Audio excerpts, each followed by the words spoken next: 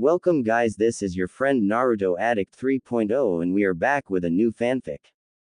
Today's fanfic is titled, What if Naruto became the Skulk King and claimed Hinata, Kushina and Hanabi as his queens? Part 1. Let's start this fanfic. Team 7 stood in front of the full council, civilian and shinobi together. The reason? They were present during a coup d'etat, and Konoha needed to know if they could use it to their advantage in any way. But first, the council needed to hear the full story, so Kakashi gave them his report. At the end, they were all very quiet, processing what had exactly happened. The civilian were worried to learn that Naruto was in fact the heir of Whirlpool. That certainly placed them in a difficult position. Even if they were never violent towards the boy, they often found ways to make his life miserable, like slightly upping the prices, or selling slightly spoiled food. Nothing too noticeable and easily deniable, but the boy knew it. While the civilians were considering ways to erase their previous mistakes, the ninja were quickly connecting the dots, especially one Hyuga Hiyashi. Uzumaki-sama, said the Hyuga, surprising everyone by treating him as an equal. Could you give me some of your time after this meeting? I wish to discuss some things regarding your trade fleet. Why, but of course Hyuga-sama, it would be my pleasure. Answered Naruto with a bright smile. Keep the pleasantries for later please. Interrupted the Sandame. Kakashi, what is Wave's current political status? Our client was proclaimed as the new daimyo, but he isn't a politician. I doubt he'll keep the position for long. Additionally, it should be mentioned that all the officials of the former daimyo who could have taught or advised him have, resisted, during the assault on the palace, so, he's on his own to manage a country without any formation or advices. Sake Haruno raised her hand, and Hiruzen nodded in her direction to allow her to talk. Sandame-sama, maybe we should send humanitarian aid to Wave in order to improve the Leaf's standing among the population. With the political situation described by Hataki-san, they would no doubt ask to be placed under Leaf Protectorate after a few years. Danzo was giving Naruto a slightly disappointed gaze, saddened that he hadn't thought of that. He quickly reconsidered when he saw the gigantic and slightly wicked smile on the blonde's face. My apologizes Haruno-san, I am afraid I already did that. After all, I couldn't possibly let all those poor orphans to fend for themselves, could I? The civilian side looked at him with wide eyes, shocked that a mere 12 years old managed to beat them to the punch. They could have sworn it was a political maneuver if it wasn't for the sheer honesty in his voice. The ninja side saw right through it, and Naruto received more than one appraising look. Hiyashi in particular seemed to have even more interest in him while Danzo had to forcibly contain his proud smile. From the corner of his eye, the old warhawk saw Hiruzen smiling amusedly at him. Sake Haruno quickly recovered. As the head of the Konoha Mercantile Guild, she refused to be outdone by a kid. Uzumaki-san, I heard your fief is barely recovering and still under reconstruction. Is it really wise to spend so many resources? Naruto waved off her concern without a care, not even for the clear disrespect. Ma, don't worry, Whirlpool will be fine. Since we rebuilt our ports, trade is going just fine and more towns are being rebuilt. And if we find ourselves in a shortage of supplies, well, Daimyo-sama owes me $1 billion or $2 billion, he'll be happy to help. Hearing this, Sum actually shocked. Daimyo-sama owes you what? How the hell did you manage to get Daimyo-sama to be in debt with you? I didn't, my great-grandfather did. He lent some money to help build Konoha and the fire capital. Anyway, as I was saying, you don't have to worry about my fief Haruno-san. Sake Haruno may be a stubborn woman, but even she could say when she was defeated, and she was in fact currently ranting in her head about her own idiocy. She had let her dislike for the boy interfere, and what should have come out as a concerned question now appeared as an insult and a mark of disrespect. She could only hope that the boy wouldn't hold it against her and that he still had a crush on her daughter that she could use. Alright, I think our questions have been answered and we have a good idea of Wave's future situation. This meeting is adjourned. With a sigh, the Sandame rose from his seat and made his way to the exit, giving an appreciative nod to Naruto along the way. The clan heads began filling out of the room, looking at Naruto in a new light. Shikaku stopped near him. Good job, kid, that's one fine way to show you're a player. Naruto smiled widely. I have no idea what you're talking about, Nara-sama. Of course. Chuckle, of course. The Nara left the room with an amused smile plastered on his face. Hiyashi stopped next to Naruto, gaining the attention of the blonde. Ah, Hyuga-sama, shall we discuss my fleet around diner? It is quite late. Most certainly. May I invite you to the Hyuga compound? I accept with pleasure. I heard a lot about the talent of the Hyuga cooks. Hiyashi nodded and led him away from Team 7, Sasuke fuming once again at the importance his teammate was taking. He could not accept the fact that Naruto was now his equal both as a ninja and socially. Before, he could still see himself as superior because the Uchiha were a noble clan, but now he learned that his teammate was a noble too. What next? His ancestors were daimyo. He couldn't accept the idea that he was equal in everything with someone he had despised all his life. He had to find a way to become superior again. If it wasn't through skills, then it would be through fame. The walk toward the Hyuga household was calm, even if the villagers were looking absolutely shocked to see the Hyuga clan head walking with the demon brat, and talking to him like he was someone of equal stature. Their talk mainly revolved around the most recent political events, both national and international. Hiyashi wanted to see just how politically aware the boy was, and he was absolutely shocked to see that Naruto knew almost as much as him. When they arrived at the Hyuga manor, Naruto was led to Hiyashi's office after he sent a branch member warn the cooks that he had a guest. Once in the office, Hiyashi went directly to the serious stuff. Well, Uzumaki-sama, you are better informed than I thought. I heard your fleet is the fastest in existence, is that true? According to my admiral, my trade fleet can go from hot water to tide in a bit under 3 days. Must I understand you wish for a quick mean to export your sake? Yes, it would give us more opportunities. It so happens that the Tide Daimyo is quite fond of our sake. Instating a trade route between outports and Tide could result in massive benefits on both our parts. Naruto smiled. Even better, we could ask the Tide Daimyo to let us put up whirlpool commercial outposts allowing the entry of goods in his country tax-free. The idea of having more of your sake, faster and cheaper, will probably be enough to convince him. Hiyashi nodded. This seems to be worked out. May I consider ourselves as commercial partners? Most certainly. Good. I am a little curious, what are your plans after Wave asks to join your fief? Do you know of the Susanoo's Teeth archipelago? Yes, a very rich zone, but difficult to sail, littered with cliffs, sandbanks and other treacherous obstacles. The main island, Foam, is rumored to be especially rich, but this cluster of islands is poor and in constant anarchy because of the pirate fleets that infest the smaller islands.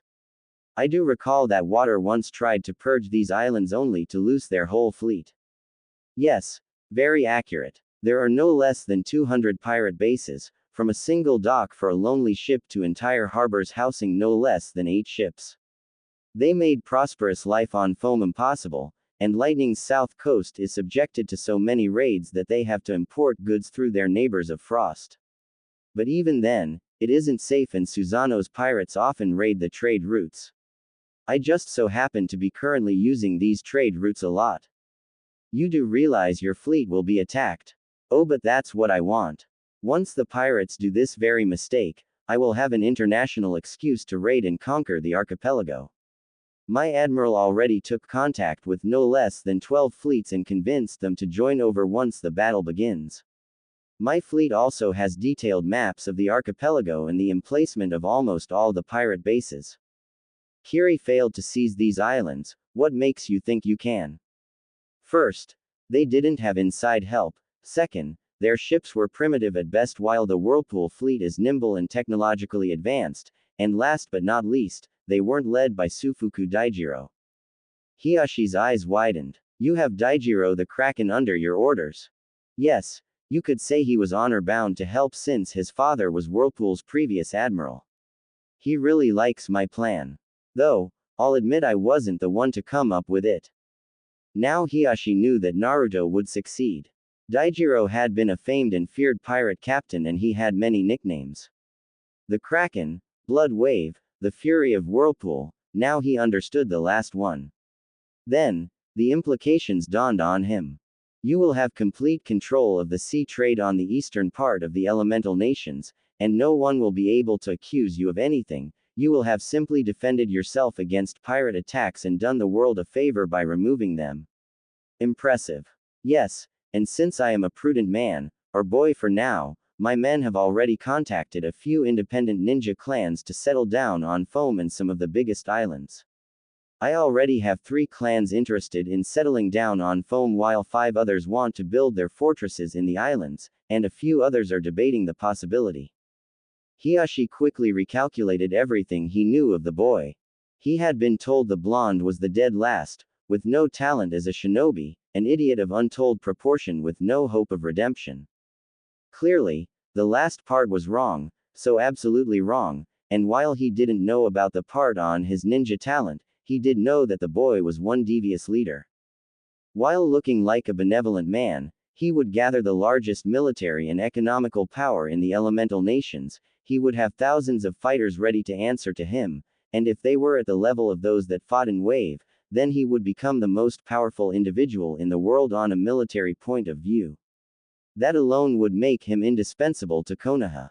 As an added bonus, people probably won't pay too much attention to me. I mean, sure, taking over Susanoo's teeth will be impressive, but they'll probably think I don't have the manpower to hold it on my own. And they are right, that's why I'm recruiting clans far and wide.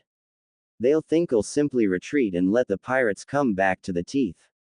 By the time they realize that, no, the pirates haven't come back, the islands will be well populated and fortified. If that wasn't enough, my shinobi will be known for their barriers, not their offensive power, thus they will think my troops just have sturdy defenses, and they won't see any interest in attacking someone that obviously isn't a threat. I see. But in the end jealousy will appear and they will try to destroy you like they did Uzushio. Yes, but when that time comes, my forces will be at their peak, and I will have become an unavoidable part of the trade world. I will be irremovable. The only major countries that won't depend on me for their importations are Rock and Wind, and neither are in any position to threaten my possessions. I see. Tell me, since we are allies, Naruto smiled at the shift from trade partners to allies, could you use that hold over the Eastern Sea to help the Hyuga? Oh, you mean with your daughters? Well, most certainly. After all, I must stand by my allies, said Naruto with a smile. Hiyashi smiled back, satisfied with the way things were going. And of course the Hyuga will stand by your side, as should an ally. Naruto's smile widened, pleased with the way things were going. He now had support from the most powerful clan in Konoha and he didn't even need to negotiate. A soft knock on the door was heard, and Hiyashi invited inside the person. The door slid open to reveal a beautiful woman with long indigo hair and Byakugan with a tint of lavender, and a small girl with the same eyes but long brown hair. Husband, I heard we have a guest. Indeed, Uzumaki-sama, meet my wife, Hyuga Hitomi, and my third child, Hyuga Hikari. Naruto rose to his feet and bowed low to Hitomi and Hikari.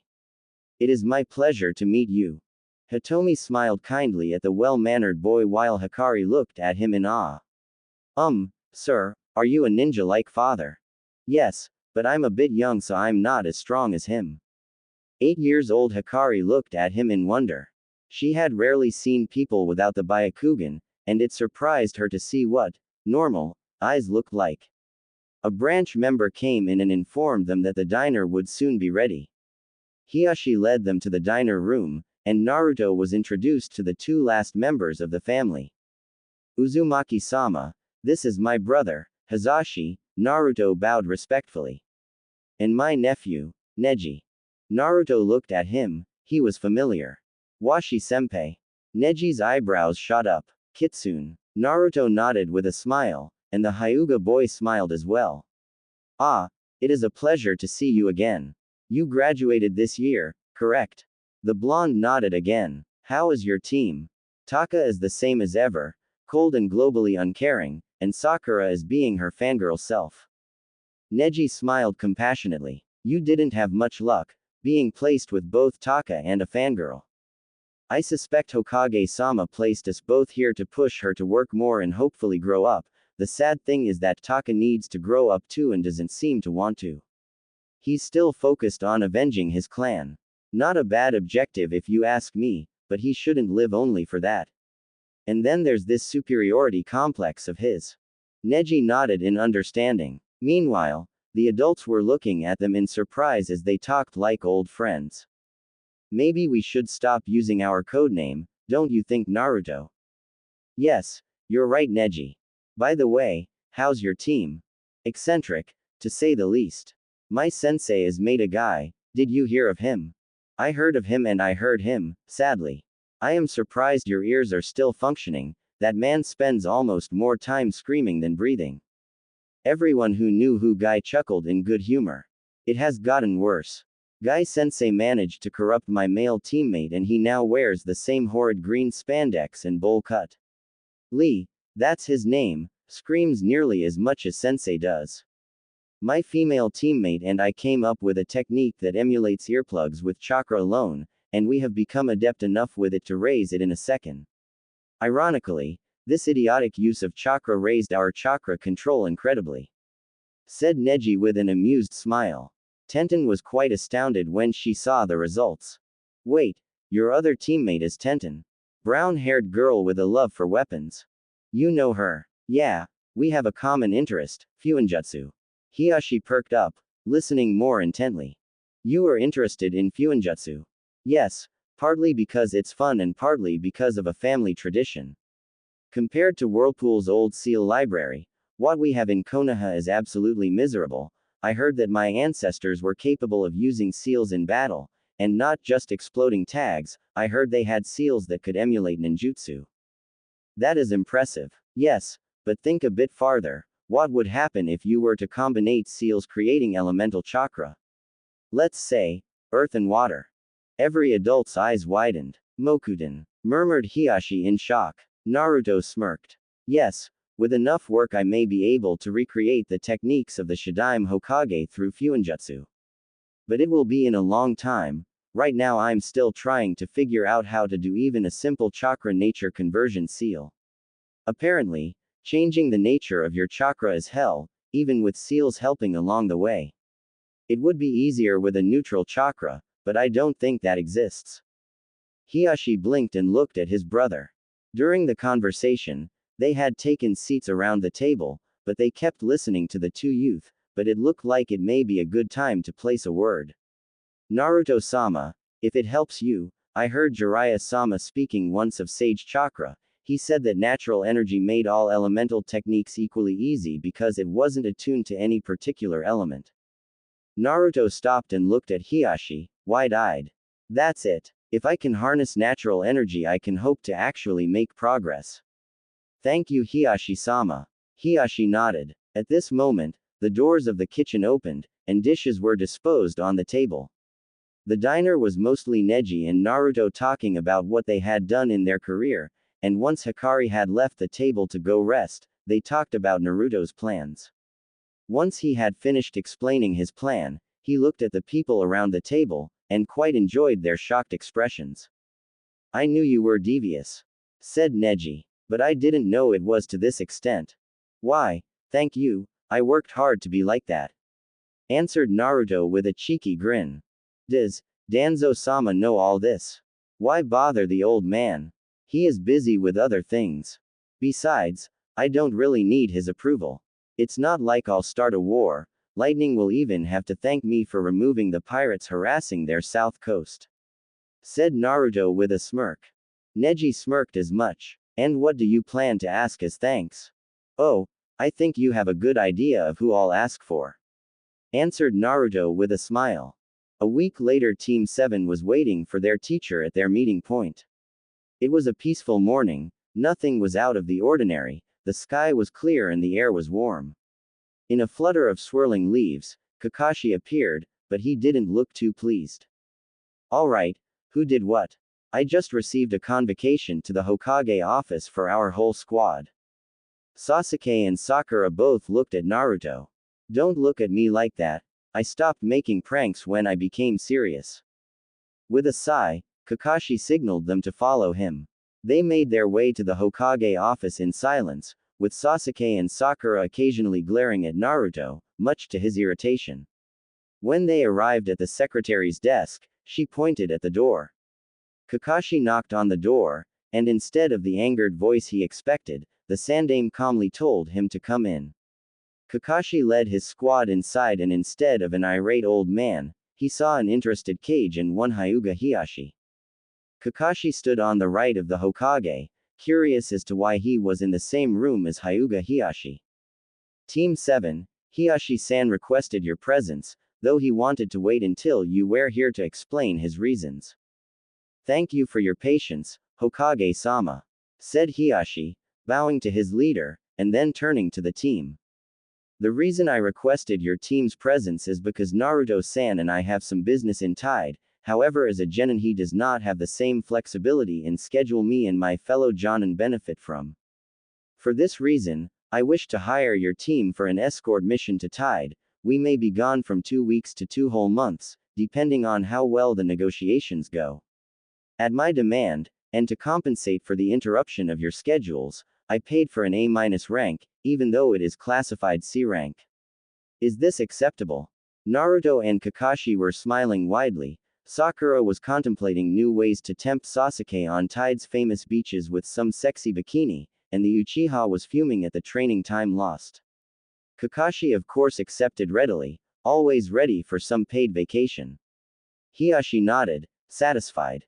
Hiashi-san, if I may, said Naruto, surprising everyone with the choice of suffix. Could we make a detour to Whirlpool? We will visit a daimyo. Presenting him with a gift would put him in better dispositions. What gift do you have in mind? Maybe an ornate bow. I heard he was quite fond of hunting. Hiashi nodded appreciatively. That would be a fine gift. Excellent. I will warn my men. The bow should be ready in 2 days and a ship should be waiting for us in Wave in 1. That will give me the occasion to see how Wave is doing and to finally visit Whirlpool, if only a little. When shall we leave? Kakashi-san, would it be acceptable for us to leave in an hour? Certainly Hiashi-sama, my team will go prepare at once. Unless of course they took my advice and prepared a ready-to-go pack. Asked Kakashi, looking curiously over his students. Sasuke grumbled but nodded. Sakura nodded as well, relieved she had taken the advice, and Naruto got a scroll out. Dobi, we're supposed to have a pack, not some paper, said Sasuke with a smirk. Then he remembered just what you could hide in a scroll. Naruto calmly unrolled his scroll and began unsealing his supplies. To everyone's shock, he had sealed inside 5 tents, 10 spares of clothes, 2 months of ration bars, a full bed, sheets included, a hefty sum of money, cooking wares, fishing and hunting equipment, cloaks for hot and cold climates, 5 spare staves, 12 pairs of shoes, including some for extreme climates, a repair kit to take care of his equipment, an unknown but very high number of spare shuriken and kunai, trap parts, a good supply of scrolls of all sizes, inks and brushes.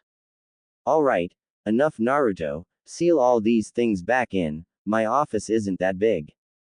Kakashi looked in pure disbelief as his student resealed all his things into the scroll. A question popped in his mind, and he felt he would soon be both very happy and very shocked. Naruto, you didn't unseal any water. It's because the 3 months of water I've sealed wouldn't fit in the office. Kakashi's hunch proved to be true. So basically, you have enough supply in this scroll to ensure the team's survival in any situation. Yup. I also got enough meds to set up a field hospital if need be. Took me some time and a lot of money to gather all that, but I think it was worth it. Indeed. It's good to know that you're prepared, but it's not a reason to completely rely on you. I expect everyone to have their pack ready. Now, go prepare and gather at the east gate as soon as you're ready. The team left the building quickly to take their packs while Naruto calmly walked with Hiashi to the gate. 15 minutes later, they were taking to the trees after Naruto sent a message to Whirlpool through his scroll. They reached Wave a day and a half later.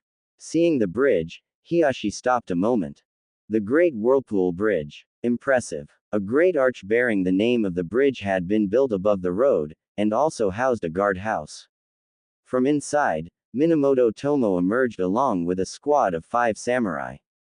The black-haired woman bowed low in front of her superior. Naruto-sama, Hiyashi-sama, a small storm slowed the ship, it should arrive in the late afternoon. When Daimyo-sama learned that you were coming, he invited you to his palace to share a lunch with him. Well, we shouldn't keep a daimyo waiting, don't you think so, Hiyashi-san? Asked Naruto with a big smile. Most certainly, answered Hiyashi with a smirk. This kind of interactions thoroughly spooked Kakashi, probably because they acted like they were great friends. Quickly, the group made its way to the daimyo's palace, and shared a lunch with Tazuna. During the meal, Naruto asked many questions about how Wave was doing, and was quite pleased with the answers, in more than one way. Tazuna was holding up the best he could, but he wasn't an administrator, far from that, and they learned, to Naruto's satisfaction, that they had decided to consult the people on whether or not they should remain independent. The results would be known in about a month. After lunch, Naruto and Hiyashi went to inspect the Wave garrison, and Naruto was very pleased to see that some of the locals had enrolled themselves in an effort to have a competent force to defend the country should Whirlpool leave. The newly formed militia was learning at a good pace, something highly satisfying. Once the visit of the Whirlpool HQ was finished, a messenger came and told Naruto that his ship was waiting in the harbor, so the group began its trek to the port. Sasuke was, once again, irritated. Seeing his teammates' power constantly was annoying at best, and downright infuriating most of the time, and this was no exception. But he hadn't seen the worst yet. When they reached the harbor, a collective jaw drop happened, even Naruto was shocked. In the middle of the relatively big harbor, there was a lone ship. It had probably once been an Akatebune, but now it was more of a floating palace. The bow was made of 2 serpentine dragons with their whiskers intertwined, holding together onto a pearl, the wooden statues being covered in gold. A small building followed on about a quarter of the ship, then a courtyard with a small garden, and finally from the middle of the ship to the stern, a palace, fashioned to resemble the castles of old stood. And standing smugly near the pier, was Daijiro wearing a dark blue kimono bearing the crest of Whirlpool. The group slowly closed the distance, admiring the ship all along. Once they were close enough, Daijiro began walking toward them, a bright triumphant smile on his face as he bowed in front of Naruto. Naruto-sama, this ship is the pride of Whirlpool, I hope it is to your liking and good enough for a diplomatic mission, said the admiral with mirth in his voice. Naruto kept his gaze on the ship, still in awe. It will be perfect, Daijiro, absolutely perfect. It is truly impressive. When can we leave? As soon as you request it. Good. Then we'll leave as soon as we embark. Quickly, the group embarked and the ship began moving. To everyone's surprise, it moved very fast for its size. Hiyashi, curious, turned to the captain. Daijiro-san, I am no naval expert, but I am fairly certain a ship of this size isn't supposed to move at this speed. You are right, Hiyashi-sama, however I made a few interesting discoveries during my youth, including an old device transforming ambient chakra into energy. Once I had a good idea of how it worked, I managed to recreate it and linked it to the engines. Now, Whirlpool has the strongest and fastest fleet. Hiyashi nodded, accepting the answer. The ride was calm, and the next day they reached Whirlpool Island, more specifically the southern port. The city was growing nicely and many construction sites were visible, indicating that the island was indeed doing well. When they landed, they were welcomed by Masahiro and a full platoon of samurai that escorted them to a mansion that had been established in case Naruto decided to visit. Of course, Naruto regretted greatly that he couldn't visit his lands like he wanted, but he couldn't really stay too long if they wanted to be on time for the meeting with the daimyo. They left Whirlpool the next morning with the ornamented bow. The travel to Tide was a calm one. Sasuke would stay in his quarters and brood passionately, Sakura would try to infiltrate said quarters, and Naruto enjoyed the anomaly that was the small garden on the bridge. How that thing was kept healthy, he would never know, but he certainly didn't complain. Occasionally, One of the 3 Foon making up the escort would come close enough that he could wave at the crew. When they reached the harbor of Tide's capital, they saw that an official delegation was waiting for them, and looked positively gobs make it at the ship. Naruto smirked. Yes Dream-kun, just there. Ooh, this is the best. Ah, I couldn't agree more sister. Yes, oh your hands feel so good. Hey, I try my best. I don't know what's better, your hands are the fact there's 2 of you, ooh. Yeah it's nice and all, but our backs are relaxed enough. How about taking care of our front boys? Naruto awoke in his room in Tide, with one very hard problem. Those vixens. Sigh I wish they were real. 3 weeks later, they were leaving the country. The Tide daimyo had quickly agreed to the creation of whirlpool trade outposts since it would be beneficial for the economy of the country, but the details had taken some time to be discussed. A clan of chakra-using sailors originated from Wind Country, the Kazeshio, had been selected by Naruto to oversee the construction of the outposts. The Kazeshio had a respectably good fleet, but they were choked by the competition in wind, so this new position was a godsend for them. The fact that they trained in ninjutsu ensured that their ships and outposts would be well defended. While they were in Tide, the Hokage had sent a message to them, telling them to wait in Wave to see what the people decided to do regarding the future of the country. Of course Naruto was thrilled. However, when he finally reached Wave, a little surprise was waiting for him on the docks. Once they walked down the pier, they were surprised to see a group of Okami talking with a group of light blue-haired ninja. The Okami seemed extremely friendly towards the other ninja, something that put Naruto slightly at ease. He noticed Okami Izumo talking to a tall man with spiky electric blue hair, very dark blue pants and a matching shirt, plated fingerless gloves and shinobi combat boots. He had 2 ninjutsu on his back with their sheath crossed and bore 2 katana on his side in a samurai fashion. He had a kunai holster on his right leg and a pouch on his back on the same side. Interestingly, he seemed to have a birthmark or tattoo in the form of crossed lightning bolts on the cheek Naruto could see. Apparently, Izumo and the man were talking quite happily and comparing batches of photo. If the silly grins and happy laughs were anything to go by, they were talking about their children. Good, family men are easy to deal with, you give them a place where their family is safe and they're happy. Their appearance seems familiar, but I can't seem to remember from where. Izumo finally noticed the approaching group and signaled his friend. Both began to put the photos back into their wallets, and Naruto saw a few happy teens on said photos, confirming his theory. When they were close enough, Izumo and the man bowed, Naruto absent-mindedly noticing that the birthmark seemed to be present on both of the man's cheeks and that he had yellow eyes with a ring of blue around the pupil. Another thing he noticed was the X-shaped scar sitting in the middle of his face. Naruto-sama, it is a pleasure to see you. Likewise Izumo-san, said Naruto, nodding his head. He then smiled at the blue-haired man. And you are? I am Reizatsu Rero, head of the Reizatsu clan. Whoa, wait a minute, the Reizatsu clan. You mean the clan that worked with mine to create the sword of the Nadaime? The man nodded with a smile. I am happy to see that the old alliance was not forgotten. I have come here to request your help. Certainly, I will be happy to help my clan's allies. Thank you. Since you are from Konoha, you know full well of Kumo's hunt for bloodlines, correct? Yes, I do. Well, it may look like it stopped, but inside the borders of lightning, it is still going strong.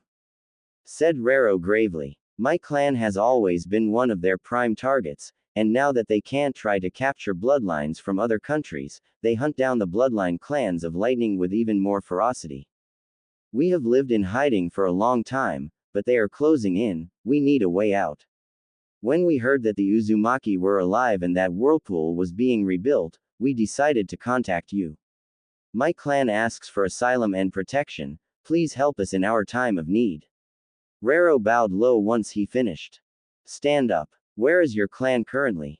Keiko-san was kind enough to let us stay in Whirlpool for the time being. We couldn't stay in Lightning any longer without being discovered, and we don't have the might to face Kumo. I see. Well, I'll be happy to offer you asylum on my lands, but if you do settle down in my fief, then you'll have to wear Konoha headbands and flak jackets. Also, I may require a small relocation soon, depending on Wave's choice. Thank you. I trust we will be as far away from lightning as we can. Of course. It was at this moment that Sasuke, fed up with seeing his teammate gain power while he did nothing, decided to speak up. If it is a safe place away from lightning that you seek, I can offer you far better. You could settle in my lands in the south of Fire Country, as far away from lightning as you can get. Said Sasuke with a smirk, causing Naruto to scowl, but before the blonde could warn his potential ally against the Uchiha, said man beat him to the punch. I am afraid not, Uchiha-san. All the vassal clans of the Uchiha, such as the Hamagawa clan whose lands you offer us, have, at one point or another, been forced to integrate your clan. On the other hand, the Uzumaki were known for treating their vassals with honor and respect, for this reason we chose the Uzumaki. Answered Rero calmly, making the Uzumaki smile in satisfaction and the Uchiha growl in annoyance. Now that this is covered, said Naruto, let's go to the Whirlpool HQ, I would like to know more about your clan Rero-san. A week had passed and the governing body of Wave had requested Naruto's presence at the palace. Of course, Naruto had hurried over there, escorted by Okami Izumo, Reizatsu Rero and Minamoto Tomo. As he reached the throne room, he felt thrilled, he knew what was coming. The officials from all of the main settlements of Wave were present, and all seemed happy. Tazuna looked impatient, like he was 3 phrases away from his liberation, which was probably true. Bowing, Naruto and his subordinates seated themselves. Tazuna cleared his throat and began speaking. Uzumaki Naruto, Lord of Whirlpool, it has been decided by the people of Wave that independence was not as important as safety. Your troops have shown strength and kept us safe in our darkest hours, freeing us from 2 tyrants. Wave wishes to entrust the future of this lands and its inhabitants into your hands, do you accept? It is an honor, I accept and will strive to make Wave a better place, and ensure all of its children are fed and cared for. Then I bow to you my lord, said Tazuna as he, along with all the officials, bowed to the floor. May Wave prosper under your guidance. Naruto rose to his feet, satisfied with the way his plan had gone. Rise. First, the Reizatsu clan will come from Whirlpool and settle down in Wave, with Reizatsu Rero appointed as central administrator of Wave and head of the ninja military if any are trained in Wave. Minamoto Tomo is hereby appointed as head of the Samurai Corps of Whirlpool in Wave. Tazuna-san, I will require your services in the future, I'll send you the specificities for some bridges, and I would appreciate it if you could look them over and see if you can build them, and if you can prepare a few first batches of plans before you are shown the place of construction. That I can do. Man, am I happy to go back to bridges. Tazuna sighed in relief. Naruto smirked amusedly. I have no doubt you are. Now, Wave will undergo a heavy transformation. Due to its geographical situation, it has potential to become a major trade hub, something I do plan to turn Wave into, especially now that trade outposts are being established in Tide. Expect heavy investments in the island's economy soon. All the mayors had grins when they heard that. Investments meant work.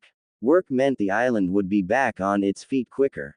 And if Wave indeed became a trading hub, then they never would have to worry about the next meal ever again.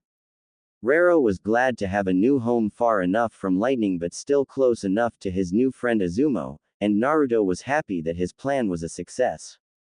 The next day, the Leaf Team and Hiashi departed from Wave to inform the Konoha Council of what transpired in Wave, and once again a good chunk of Wave's population had come to see them off.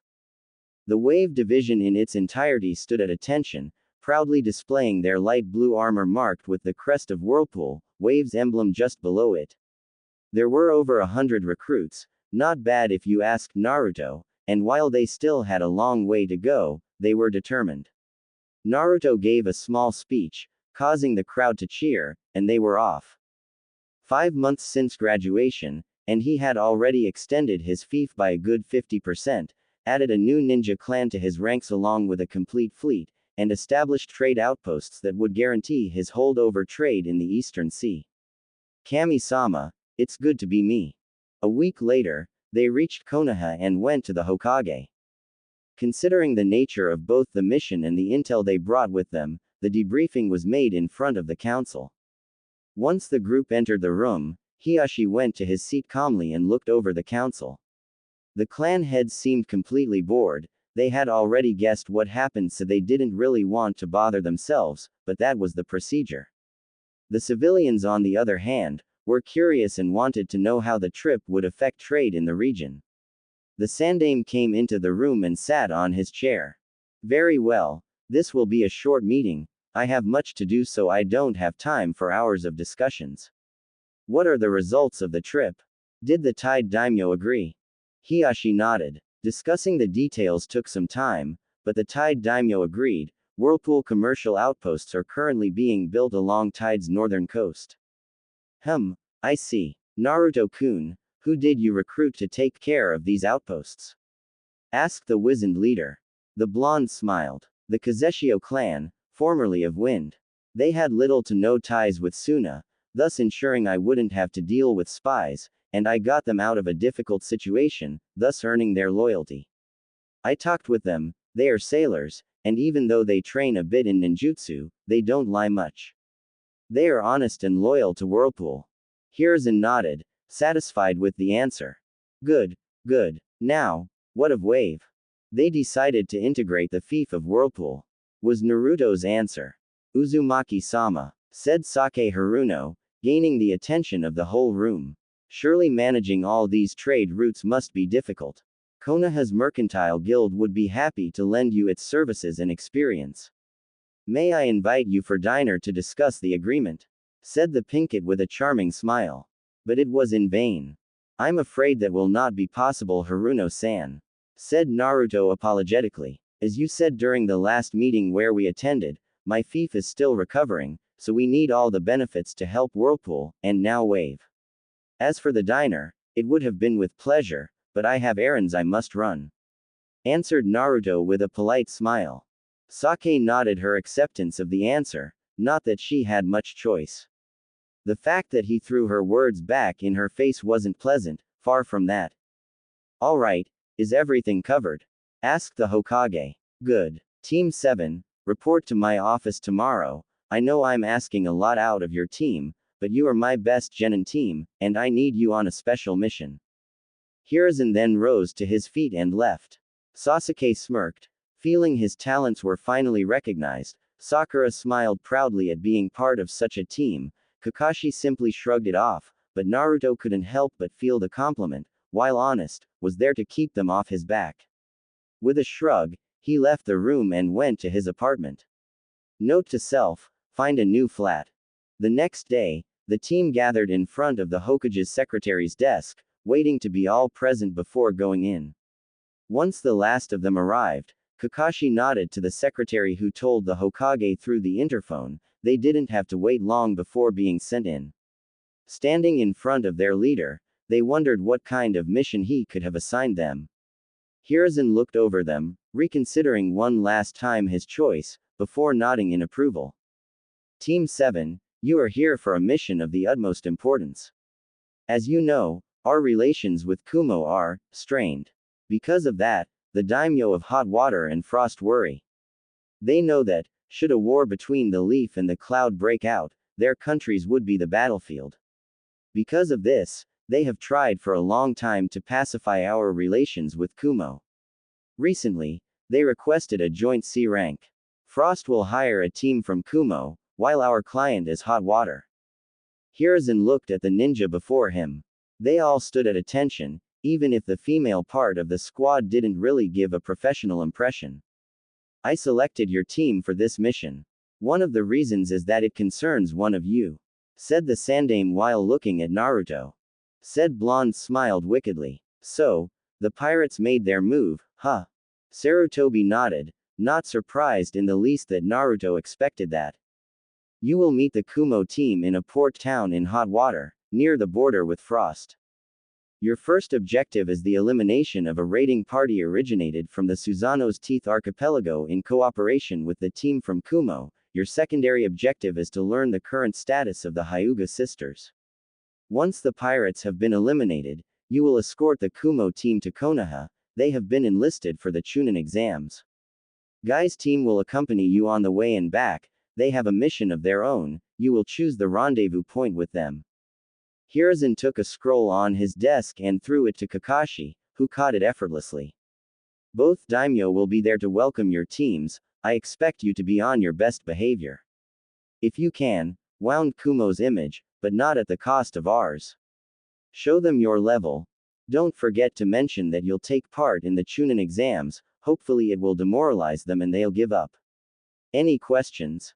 Sakura raised her hand. Who did the pirates attack? A trade ship from Whirlpool. Anything else? No one reacted this time. Good. You leave in an hour at the North Gate. Pack for a month at least. Dismissed. Naruto decided to take the scenic view to the North Gate, stopping at a small stand to grab a few pastries. On his way to the gate, he crossed road with Tenten. Yo, Tenten. The bun-haired girl turned when her name was called, and smiled warmly. Naruto. Good to see you. It's been a while. Where were you? You're not avoiding me, are you? Asked Tenten in a mock-hurt tone. No, I just had my plate full. I just came back yesterday from a business trip to Tide with Hiashi with a stop at Wave. By the way, they asked to join Whirlpool. Oh, that's good. So, how's the part about Susano's teeth going? Any move from the pirates? Yup. That's why we're moving to hot water. You know, that idea of yours is probably the craziest thing I've ever tried. Oh come on, I already told you, the plan will work. I know, it's just that it will be the craziest thing I've done so far. But Daijiro absolutely loves it. He was ready to come to Konoha and adopt you for thinking of it. Tenten snorted. Sounds like a fun guy. He is. A bit crazed, and a tad bit on the cliché side of the sailor, but he does his job just fine. Besides, he's a badass. Tell me about it. Sinking a quarter of Kiri's fleet is no small feat. Anyway, Guy-sensei told us that your mission was ultra important. What is it? A co-op mission with Kumo. We'll try to gather intel on Neji's cousins and demoralize the Kumo team. Oh, and I'll probably get to see 2 other daimyo treating me like I'm Kami-sama herself. It's gonna be a fun mission. Tisk, Plotosians. I bet you get a kick out of it. Yup. I do. What can I say? Here I'm lower than dirt, but out there I'm practically royalty. Sometimes I wonder if I shouldn't go to Whirlpool once I've made Chunin, just to be left in peace. Meh. I doubt Konoha would allow it. Why? I'll tell you later. Let's just say that I had a reason to choose to be Kitsune. Okay. Tell me when you're ready. Speaking of the gauntlet, Danzo-sama sent me another request for weapons. I can't understand why he keeps asking me to make his weapons. I mean, I'm just a beginner. Maybe that's because I was trained in the gauntlet. Yeah, more like because you're a genius with a forge hammer. Thought Naruto. So, I heard from Neji that you developed some kind of chakra earplug. You met Neji. He's Hiyashi's nephew. I saw him during a diner at the Hyuga compound, just before the business trip. Oh, okay. I would have expected Sensei and Lee to be there already. Mumbled Tenten as the gate came into view. They probably went on a few laps around the village, like they always scream about. Yeah, probably. They continued chatting idly, Neji joining them when he arrived. When Sasuke came to the gate, he pointedly ignored them, despite the polite acknowledgement Neji sent his way, irked that everything seemed to revolve around his teammate lately.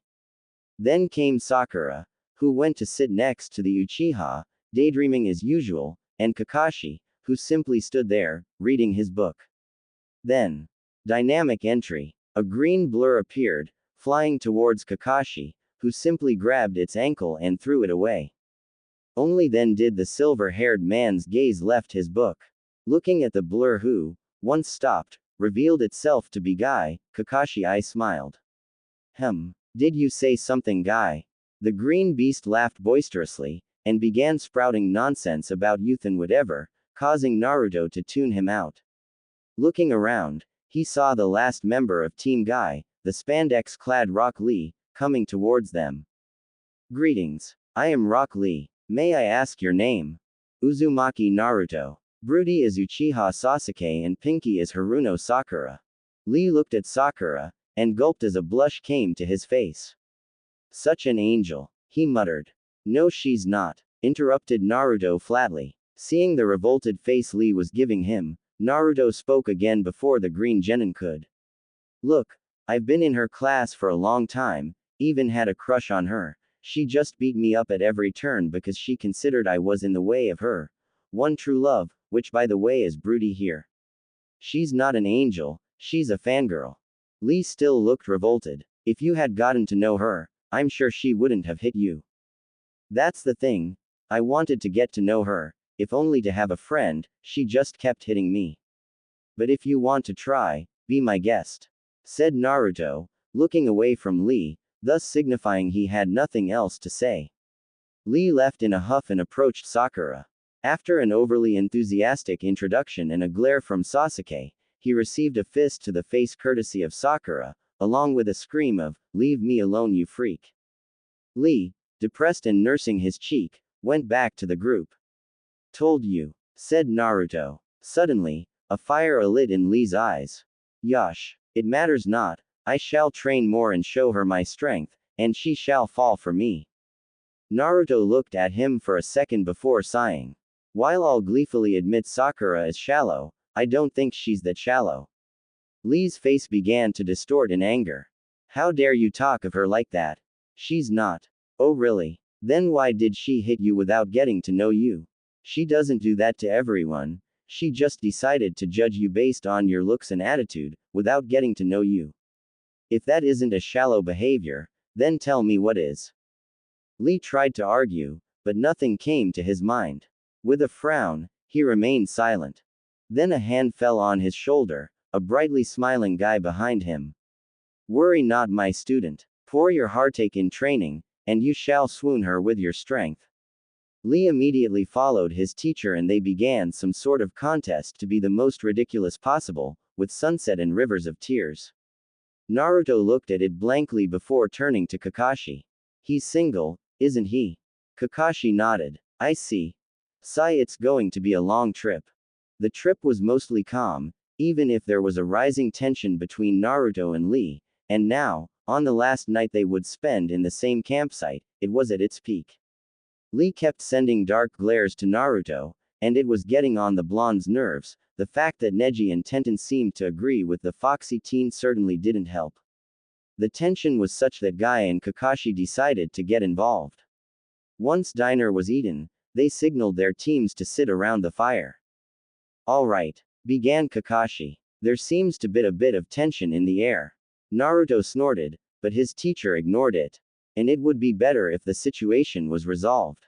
Indeed, such unyouthful atmosphere is detrimental to the missions. Supplied Guy. Naruto, Lee, may you explain the reasons of this dispute? I told him a few things, he didn't like it, said Naruto curtly. He was in a sour mood, and definitely didn't want this shit to keep going.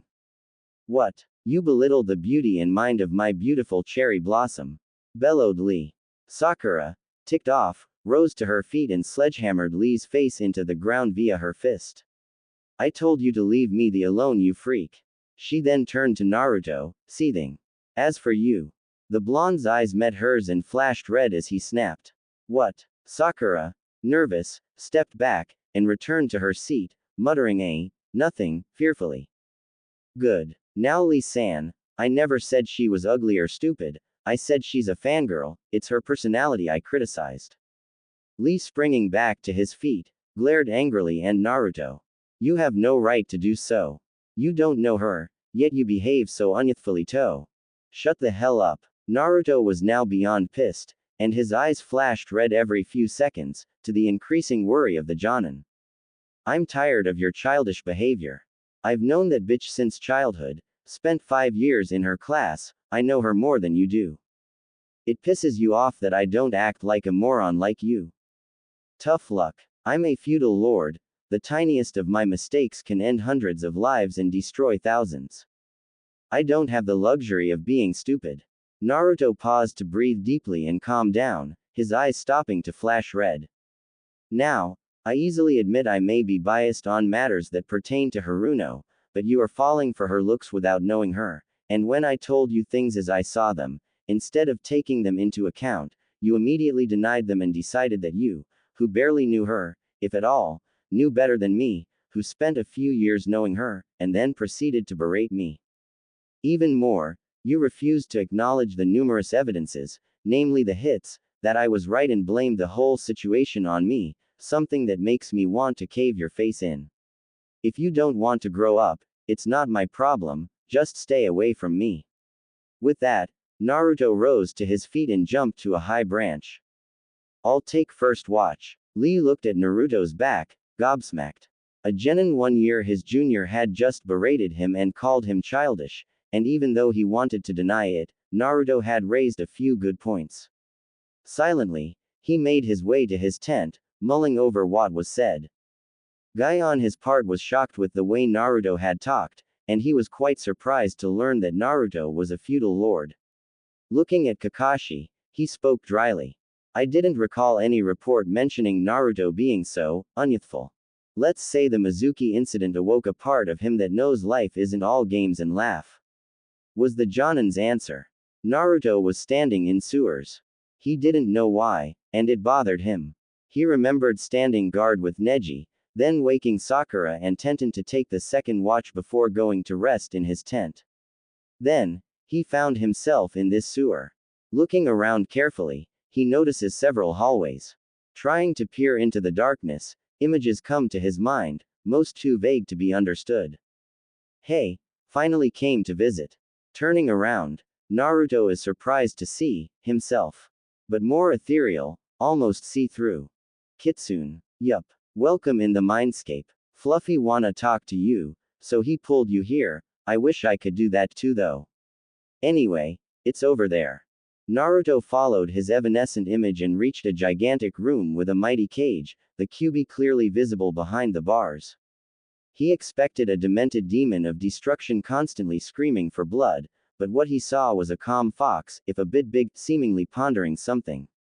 Leveling his gaze on Naruto, the Kyuubi seemed to assess him while the blonde did the same. You're not what I expected. I thought you'd be less calm. That is to be expected, answered the fox in his deep rumbling voice. And until a few hours ago, you'd have been right. Naruto raised an eyebrow in curiosity. When the Yondaime sealed me in you, he took away half of my chakra, the yin part, thus resulting in a weakening of my mind and causing me to more easily succumb to my beastly instincts. I became more violent, more prone to mindless destruction. Considering you attacked Konoha for fun, I'm not sure you can be any more prone to mindless destruction. Oh really? Chuckle, tell me boy, do you really think a fox of my size can sneak up on a village? No, I was sealed, in your mother to be exact, and was manipulated into attacking your village. I will explain more later. In the direction you are going, there are two, I don't know how to name them. They feel human, but like a part of me at the same time. I always felt them, but far away, as if through a thick cloud, but now it is clearer. I feel the need to protect them, and not only because through them my yin chakra is regenerating. It is a strange feeling, a primal want I never felt before. Naruto looked at the Kyuubi for a moment, trying to understand the possibilities. Just so I know, do you have a human form? No, I do not.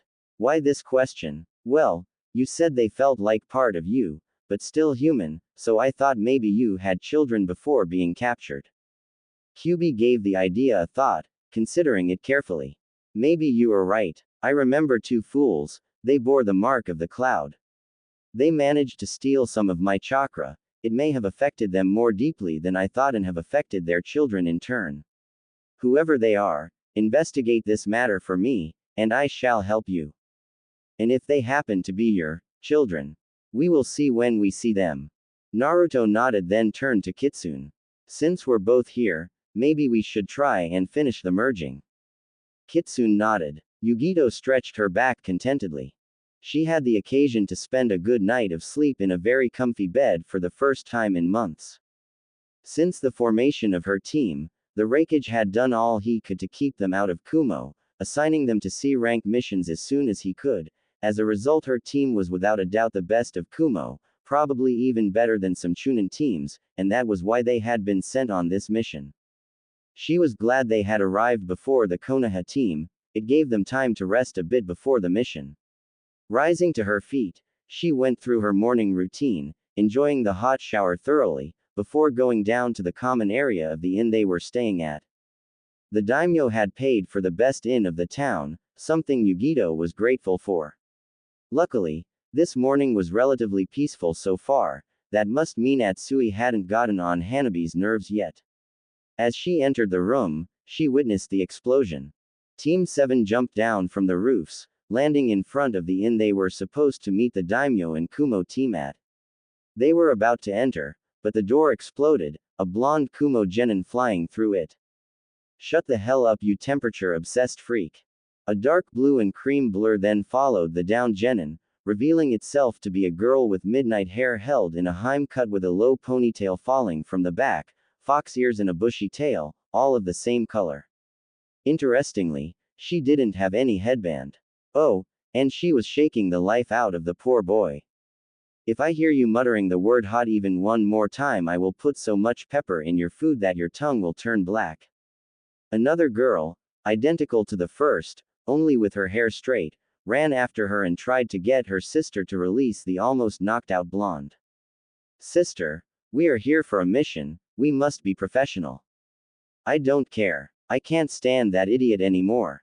I'm bordering on taking my showers cold out of spite."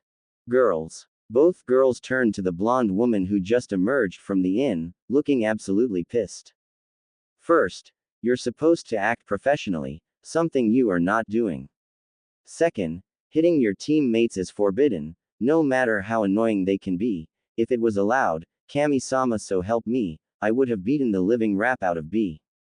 Third, don't get out without your headbands, and fourth, be grateful the Konoha team is not here. Can you imagine the image it would give of our village?"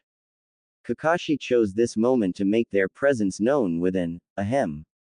Yugito looked at them, and dropped her head in defeat.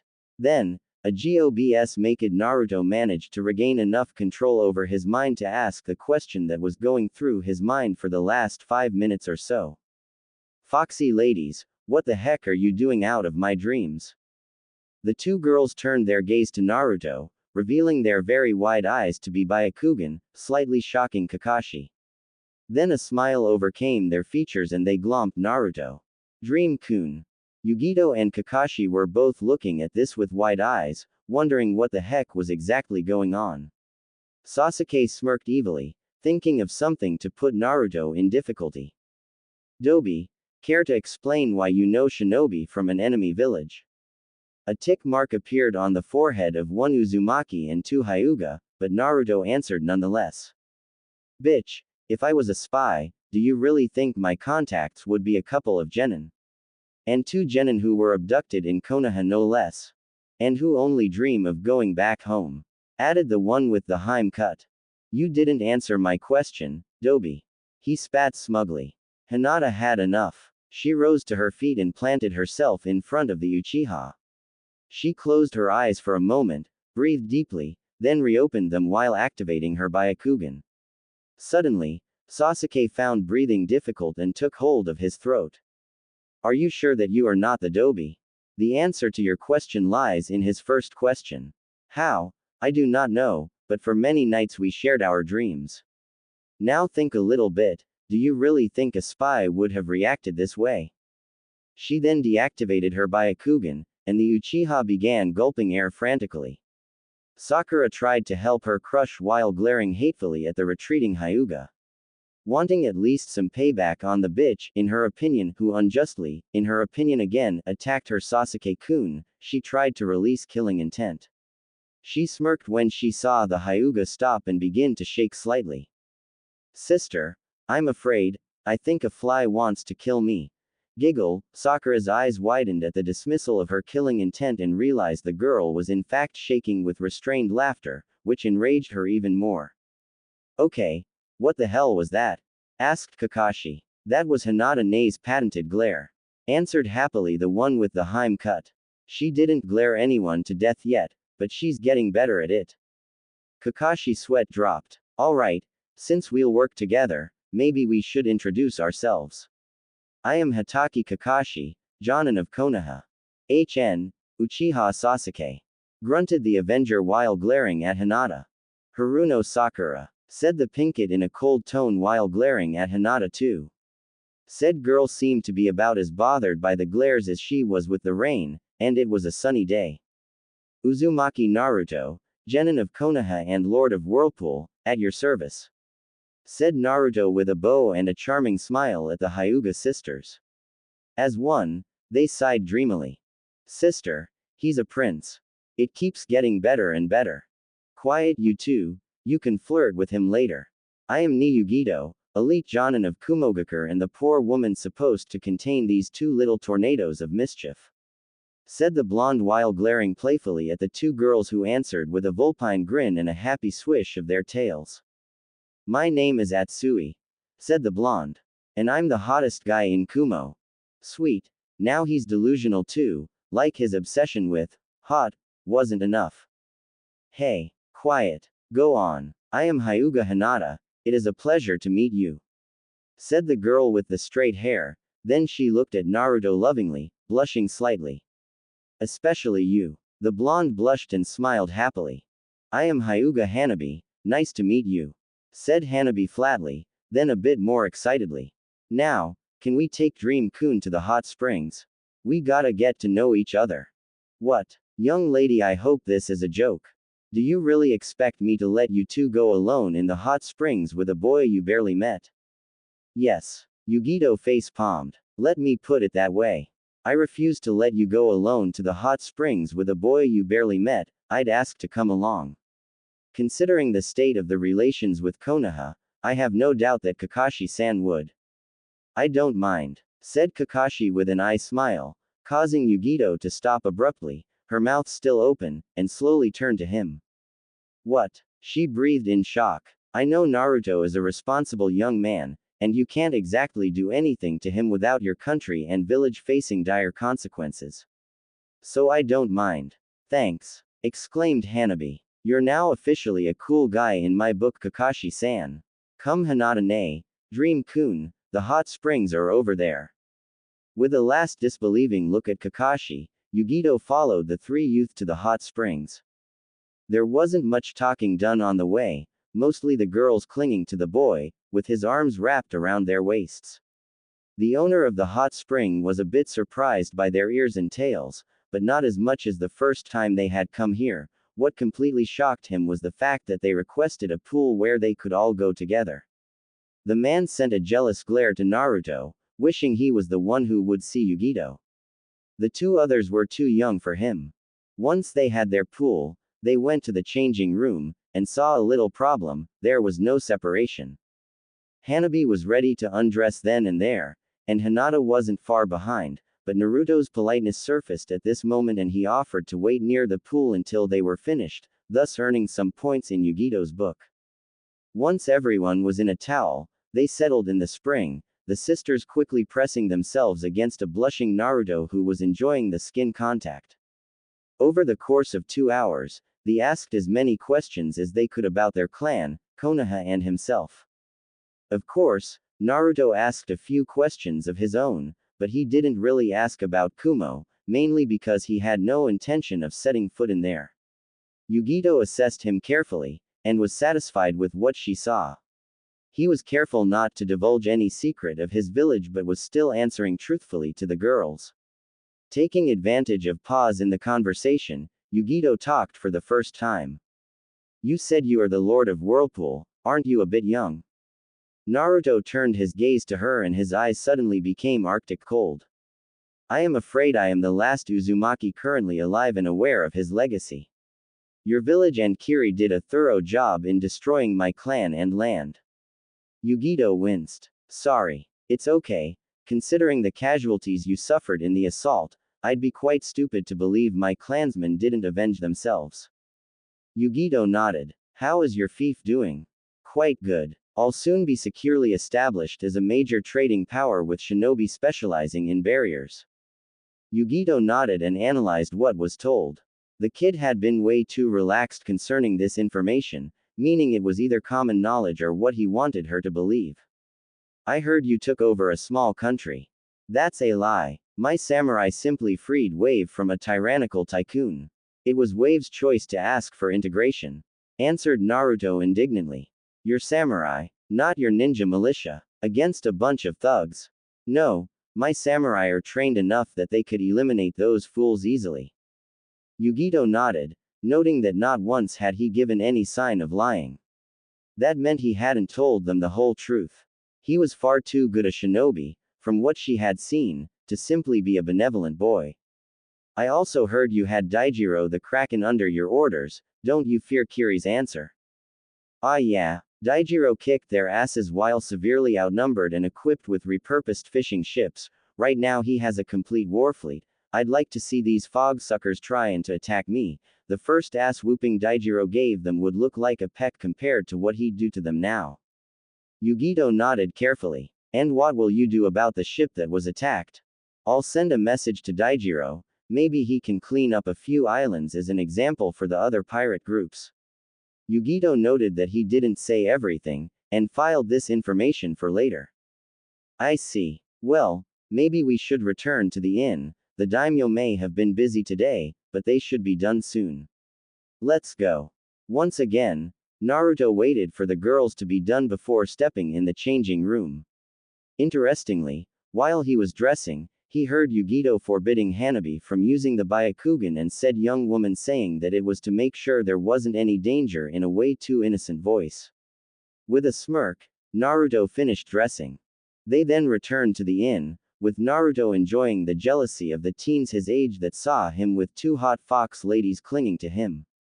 When they finally reached the inn, they saw that Atsui was on one side of the inn with Sasuke and Sakura on the other side, glaring at the lone blonde.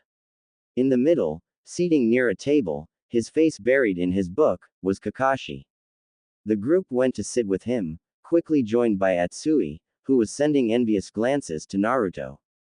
Kakashi then motioned his two other students to come nearer, something they did reluctantly. All right, said Kakashi. The daimyo of Frost and Hot Water should arrive soon. They were busy for the day discussing a border problem. We were hired for a joint mission, so try to at least look willing to cooperate, even if you don't like each other, okay? Sasuke gave a grunt and Sakura looked downright rebellious, but a quick glare from Kakashi silenced her before she could protest. Then, the two teams made their way to the most luxurious part of the inn and the old-fashioned reception room inside. 8 cushions had been placed on the ground, allowing them to kneel there. Sakura, who never had to sit on a cushion before, tried to imitate the others but with mitigated results in her heels and calf hurting like hell. On a side note, she wasn't the only one struggling. Atsui also seemed to have problems with this position. Surprisingly, Naruto was completely unmoving and regal looking. They waited a few moments before the door opened and the two daimyo walked in.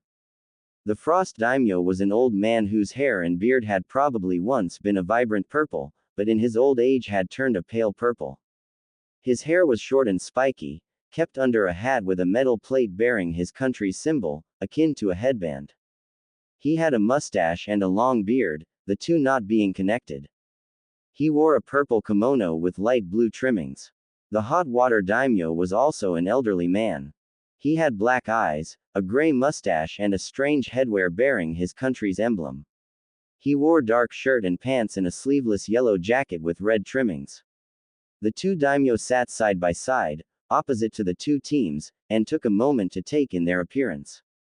They had been busy and didn't have time to meet any of the teams, so they were a bit surprised to see 2 fox girls, but it didn't stop them. Greetings, said the Frost daimyo. We are glad to see both of your teams here, and are most satisfied to see you ready to work together. Now, we would like to know who will take care of our mission, said the Hot Water daimyo. Kakashi I smiled to Yugito. You got the most ladies on your team, so you go first. The Jinchuriki snorted in amusement. I am ni Yugito, elite Jonin of Kumo and leader of Team White. I am Atsui, Genin of Kumo. I am Hyuga Hinata, Genin of Kumo, to my dismay. I am Hyuga Hanabi, Genin of Kumo, like my sis said. Both daimyo looked a bit nervous now. The prospect of having a potential incident regarding the abducted Hyuga taking place in this town was far from comforting. Besides, the blonde genin from Konoha was raising all kind of alarms in the back of their minds. He looked far too confident. I am Hitaki Kakashi, elite jonin of Konoha and leader of Team 7. Said Kakashi in his lazy voice. Hearing that the Hitaki Kakashi, the copycat ninja himself, was in this town with war material not even 5 meters from him made the daimyo exchange a worried glance. I am Uchiha Sasuke, genin of Konoha and heir of the Uchiha clan. Said Sasuke in his ever so arrogant voice. I am Haruno Sakura, genin of Konoha and daughter of Haruno Sake, head of the Konoha Mercantile Guild. Sakura said. While her mother's guild was well known, it didn't really make any difference in the eyes of the daimyo, but she didn't know that. I am Uzumaki Naruto. At this both daimyo opened wide eyes. Genin of Konoha, heir of the Uzumaki clan and lord of Whirlpool. Now the daimyo looked like they wanted to bow, but couldn't since they were the ones that hired him. Of course, this only served to irk Sasuke further. Uzumaki-sama, said the hot water daimyo nervously. What a pleasure to welcome you here. Would you like a better place to stay at? I am sure the mayor wouldn't mind giving you free access to his mansion for the duration of your stay. Nonsense. I am a ninja and you are my client, don't worry. Said Naruto with a dazzling smile, putting both older men at ease. Now, may I know where the pirates who attacked my ship are? I would be delighted to have an occasion to explain to them exactly why messing with Whirlpool is a bad idea. The hot water daimyo collected a folder and took out a map of his country's coast. The attack happened here, near the border with Frost. It already happened several times. If it is still the same pirate gang, then they will slowly move along my coast until they reach this small peninsula. From there they will go into Susanoo's teeth and disappear until the next raiding season. This kind of attacks has plagued our countries for the last decade, and no matter what we tried, we never managed to eliminate them. This is why we requested your team, Yugito-san. Said the Frost Daimyo. I have heard that you have the 2 best trackers of Kumo in your team. We would have hired Jonin teams, but both villages declined, stating that pirates were not high enough priority targets to justify the allocation of a Jonin team. We were told that your respective teams are the best genin of your villages, so we place our hopes and trust in you. It is an honor, Daimyo-sama. Said Yugito, bowing. Daimyo-sama. Interjected Naruto. May I know how many crew members of my ship survived? That is what impresses us, Uzumaki-sama. No sailor of Whirlpool perished. It is the first time that a commercial crew drove off a pirate attack. Naruto smiled proudly. Thank you for reassuring me, Daimyo-sama. May we know in which port is the ship? I have no doubt that interviewing the crew might help our trackers. Noted Naruto. The daimyo nodded and told them the ship was in this very port, awaiting them. Crew on the deck. Lord Uzumaki is on the ship. Sailors rushed from every part of the ship, quickly forming a line to salute their lord. The commercial ship was a junk ship, 250 feet long and 90 feet wide, with a dark blue batten sail, the swirl of Whirlpool sewn in bright red on it. Many imagined sailors as rugged, wearing ragged clothing, but those were wearing full GI, pants and jacket, in dark blue color, the crest of Whirlpool prominent on their back. At ease, Captain, said Naruto jovially. Don't worry, we won't stay long. I believe you were attacked by pirates. We were, my lord. All right, girls, what information do you need? Hinata stepped forward and bowed politely to the man. Good day, sir. Could you please tell us what type of ship attacked you, how many pirates there were, their tactics, overall equipment and training, please? Certainly, young lady. Excuse me, said Sakura. Aren't you freaked out that some fox girl is talking to you? This of course got her a glare from Hinata, Hanabi, Yugito, Kakashi and Naruto. No, not really. You know, I've seen a squid man dancing atop the waters, so not much can surprise me. Now the captain got a lot of surprised stares. Well, admittedly, I was drunk, but still, after that you're hard-pressed to be surprised. Naruto followed his teacher and teammates through the inn. They were going for a little team debrief. No one was fooled. No one would have been, so Kakashi didn't bother hiding the purpose of this meeting very well. They were going to discuss the Hyuga heiresses. Kakashi opened the door to the small conference room and motioned for them to sit while he placed seals to ensure privacy.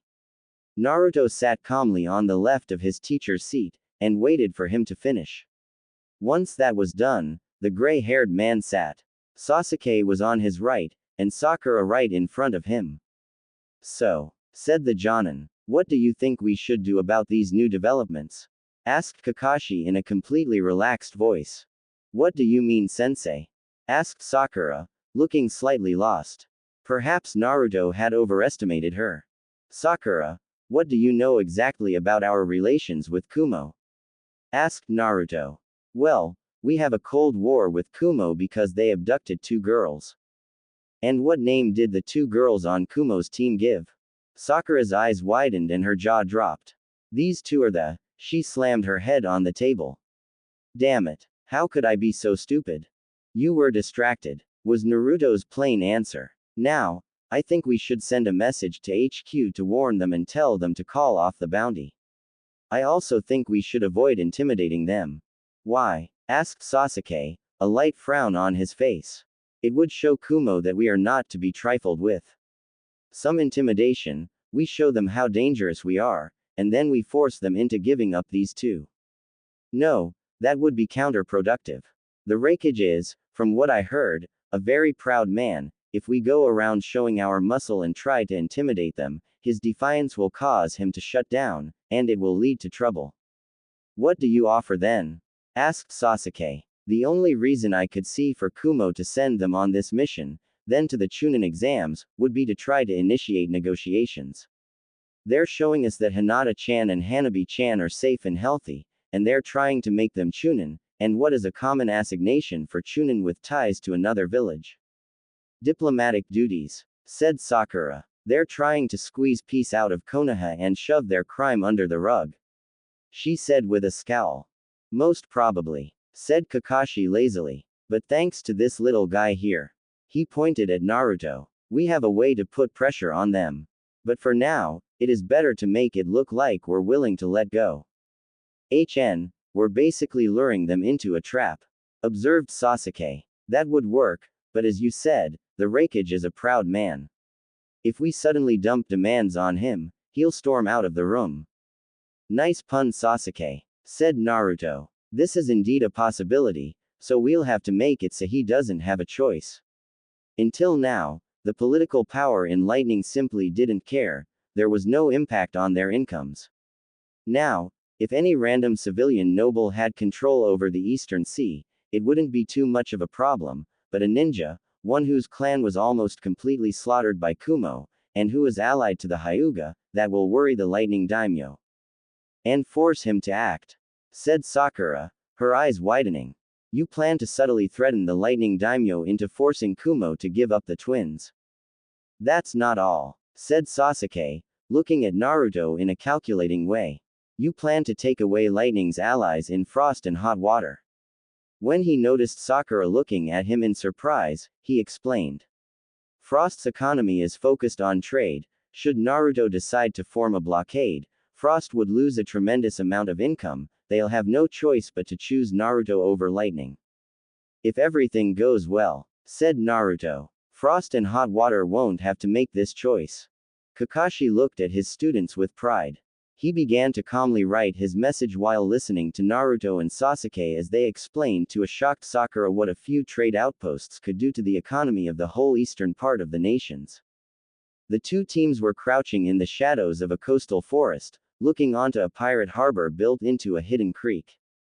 No one really came in this part of Hot Water Country, and it was interestingly placed, halfway along the coast. You could guess that this harbor was only used during the raiding season, since most building looked to be in a mild state of disrepair, yet looked to be somewhat regularly used. In the harbor, 8 small junk ships were attached to makeshift docks. Ragged-looking men were walking in the open, singing quite badly, drinking songs, and quite evidently drunk. Hinata and Hanabi had taken a look at the records, marking on the map all the emplacement of all the towns and ships attacked, and noticed that sometimes the pirates seemed to go back, yet were still, on time, for a raid far lower on the coast. They had from this deduced that it was all a ploy to make people think they were attacked by a nomad fleet while they had a harbor hidden somewhere. From there, they had tried to determine which part of the coast would be the most likely to house said hidden harbor, and considering what they were currently seeing, they had succeeded. Good job, girls, murmured Yugito. The twins only smiled in answer. Kakashi gave them an appreciative nod. Good, now, how do we take care of them? Full-on assault or poisoning of their supplies? I would personally favor the second option, said Naruto. This harbor is quite a good location and would make a wonderful trade outpost, so I'd like to take the infrastructure, no matter how crappy, in a relatively good state. Do you only think about trade outposts? Asked Sasuke, annoyed. Of course I don't. I also actively search for ways to make your life miserable, answered Naruto with a cheeky grin, causing the sisters to snicker and Yugito to smirk. Of course, Sasuke and Sakura didn't share in the fun. Focus, said Kakashi. Poisoning also seems the best idea to me, but for other reasons. It would be the easiest way, but unless you stocked some poison in your scroll Naruto, we'll have to go for the first solution. Are you shitting me? Asked an incredulous Hanabi. Just on the way here I saw a shitload of useful plants. 5 different brands for hemorrhagic poison, 3 neurotoxins and at least 2 paralytics. And that's not counting the 3 taste suppressors or the 2 plants with pollens usable to make the poison airborne. Sakura looked at Hanabi with a disturbed expression. You are sick. No, I'm perfectly fine, but once I'm done, they will be sick, to death. Maybe we should clarify the fields of specialty of our genin. Kakashi asked Yugito, making the blonde Jonin nod. Kakashi nodded to Sakura, prompting her to begin. Alright, I specialize in uselessness and loud screeching, quipped Naruto. Sakura clenched her fists in anger before talking through her teeth. In genjutsu and medical techniques. I specialize in ninjutsu and kenjutsu, said Sasuke. In brooding, added an ever-smiling Naruto, to the annoyance of his teammates and the amusement of the Kumo team. And last, but far from least, said Naruto, I specialize in bojutsu, fuinjutsu, a bit on ninjutsu, and also on snarky remarks and smartass behavior. Said the blonde with a bright smile, causing the twins to snicker. Alright, I specialize on kenjutsu and ninjutsu too, said Atsui. With a temperature fixation, deadpanned Hanabi. Anyway, I specialize mostly on ambush, trap making and tracking, with secondary focus on close combat, both with a short sword and a kunai, and hand-to-hand. I study botanic to increase my proficiency through the use of poison. I focus on tracking and disabling targets, said Hinata. I also trained as a chakra sensor, but my main strength is in taijutsu, with a secondary focus on long-range lightning jutsu. I also have basic training in medical ninjutsu. Kakashi nodded. So, you have a tracking, capture and assassination team with a heavy hitter added in just in case things go out of hand, while I have an assault team. That ought to be interesting. Hinata perked up and activated her Byakugan. 5 ships coming, pirates, they seem to have taken prisoners this time. They'll be here in 2 hours. Kakashi swore under his breath. Yugito seemed to think for a bit. Kakashi-san, do you know the shadow clone technique? Hanabi will need to work fast and she'll need to have all the ingredients brought to her at once. Kakashi nodded, and just as he summoned 5 clones, Naruto summoned 20. The more the merrier. So, what do we need to look for? Hanabi smiled wickedly. The pirates were still blissfully drunk when a light yellow cloud settled over the town. They didn't pay it any mind. Clouds of pollen were relatively common with the amount of plants in the area.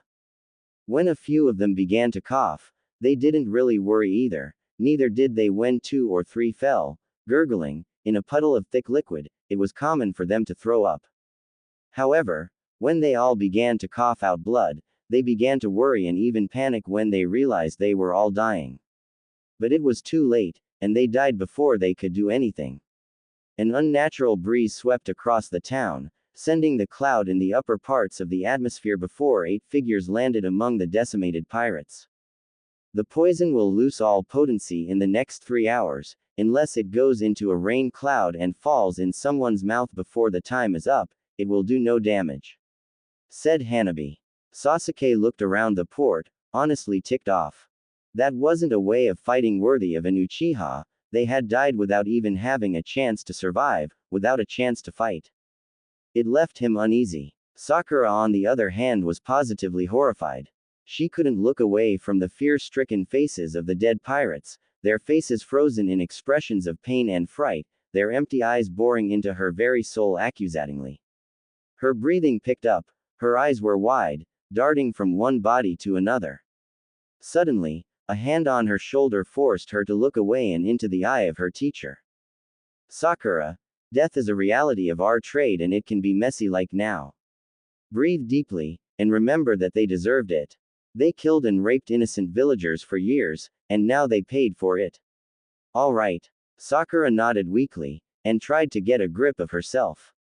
It was glaringly obvious that Kakashi would have to talk to her later on, but right now they didn't have time. Sakura looked at Hanabi with a slight twinge of fear. What did you put in the pea poison? 2/5 of hemorrhagic poison to kill, 2/5 of neurotoxins to reduce their movement and numb them, and 1/5 of paralytic to stop thoracic movement, thus ensuring maximum accumulation of blood in the lungs. Since the poison was airborne, the lungs were the first affected, they drowned in their own blood, said Hanabi dispassionately, looking at the bodies with clinical interest. If it can comfort you, the neurotoxins also destroyed their nerves in their lungs, they didn't suffer much. It seems to be especially effective, sensei. Would it be possible to harvest some more plants? If possible, I'd like to have some seeds to set up a garden and make some spare poison. Yugito nodded, but a small frown was on her face. Hanabi, Hinata, you seem to take this awfully well. Why should we give any importance to their lives? Asked Hinata calmly, looking at the bodies in slight disgust. We didn't know them, they were monsters, and despite that, sister gave them a relatively painless death. We have no reason to feel guilty. Maybe we should prepare the ambush instead of talking like that, offered Naruto. The creek was nothing more than an indentation in the cliffs, hidden by jagged spires of rock rising from the ocean, and there is a large rock arch above the entrance of the creek. Kakashi, wanting to see what his student would come up with, decided to give him an occasion to express his creative mind. I take it you have an idea, Naruto. Yeah, there are 5 ships, we have 2 Jonin and 6 Genin. Each Jonin takes a ship, the last 3 ships are spread between the Genin in teams of 2. Placing the sisters together seems quite obvious, and I would advise either me or Sasuke with Sakura, and the last with Atsui-san. Are you calling me weak? Growled Sakura. No, but you just went through a traumatic event, and might freeze up after your first kill. I'd rather place you with someone I know can protect you until you snap out of it than with someone whose capacities I know nothing of. I do not mean to insult your abilities, Atsui-san, it is a matter of peace of mind. No worry, I understand. So, who am I gonna work with? Blondie or Broody? Now Sasuke was hesitating. Atsui was beginning to act all smartass like Naruto, but on the other hand Sakura would piss him off to no end if he saved her. It's alright Sasuke, go with Atsui-san, at least he won't ask you out if you save his ass, unless you swing that way of course. Said Naruto with a smirk. Atsui answered with a small laugh. Nope. So, we're good. Yugito and Kakashi looked at each other and nodded. Quickly, the teams went to the rock arch and waited for their praise. The fabrication of the poison had taken some time, so the 5 ships should arrive shortly. Looking at his right, Naruto tried to evaluate Sakura's state of mind. Sakura, if you think you won't be able to go through with this all, don't hesitate to say it, there's nothing shameful in knowing your own limits. Naruto, how do you cope so easily with all this death? My life was beyond shitty. I had my first kill when I was 6, a pedophile, but I blocked it all out until recently. Remember Mizuki from the academy? Mizuki-sensei. Yes, of course. And remember all the mess the night after graduation? Yes, but how is that linked? On that night, Mizuki manipulated me into stealing a very important thing in the Hokage's office. He wanted to take it for himself and blame me in the process. I kicked his ass, but during this whole shit, I unlocked quite a few unpleasant memories, including my first kill. And much more. When I remembered the face of the guy the first killed, I freaked out, completely. I wasn't able to function correctly for 3 days, and that's because Danzo-sama gave me a lil pep talk. My point is, death is inevitable in our job. The sooner you accept it, the better. Sakura nodded slowly her head. She hadn't imagined that Naruto could have had such a difficult life, she only saw the bright and idiotic facade, never going deeper. She looked at the Hyuga twins, wondering if their cold acceptance of death was also a result of their lives. As if sensing her thoughts, Hanabi looked at her and smiled. But her smile felt hollow, empty, fake. Wondering why we don't care about all the blood. Sakura nodded. Tell me, do you know what a Jinchuriki is? Hanabi. Oh please Yugito, it's not like the fox ears and tails aren't giving it away, we didn't have that when we were abducted. It is, after all, one of Kumo's wonderful gifts to us. Said the young Hyuga bitterly, causing the elder blonde to stay silent. Hey, so, you know what it is? Sakura shook her head weakly. You see the Biju, like Kyubi. It's no use killing them, they reform. So mankind went for the next best thing, sealing them. And since these masses of chakra are beyond badass, a simple thingy wouldn't be enough. So they're sealed in people, those are Jinchuriki. Is that what you and your sister are? Nope, a Jinchuriki isn't supposed to take on characteristics from the Biju they jail. Wait, if a Biju is too strong to be killed, said Sasuke. What happened to Kyubi? Naruto snorted. Guess who's the lucky guy that was born that night? He said darkly. S-class secret. Talking about it is punishable by death. My life is shitty enough with 75% of the adults glaring me to death. Sasuke looked at Naruto with wide eyes, shocked beyond belief. Yugito on the other hand looked sympathetic. You can tell the fox that Matabi said hi. Naruto seemed to space out for an instant before refocusing. Kyubi says hi too. Snorting that he didn't forgot the catnip beer. Yugito facepalmed and muttered something, causing all those around to look in either surprise or amusement. Naruto, should you have mentioned an S-class secret in front of a foreign team? Asked Sasuke cautiously. Yugito-san already knew, we container can immediately tell when another is nearby. The only mystery was which Biju we held. Yugito nodded in agreement. Alright, let me get this straight.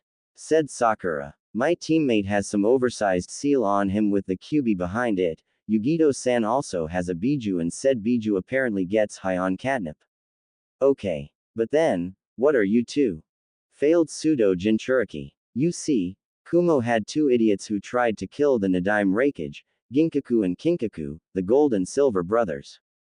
These 2 also tried to take on the Kyubi when it was still free, and ended up swallowed.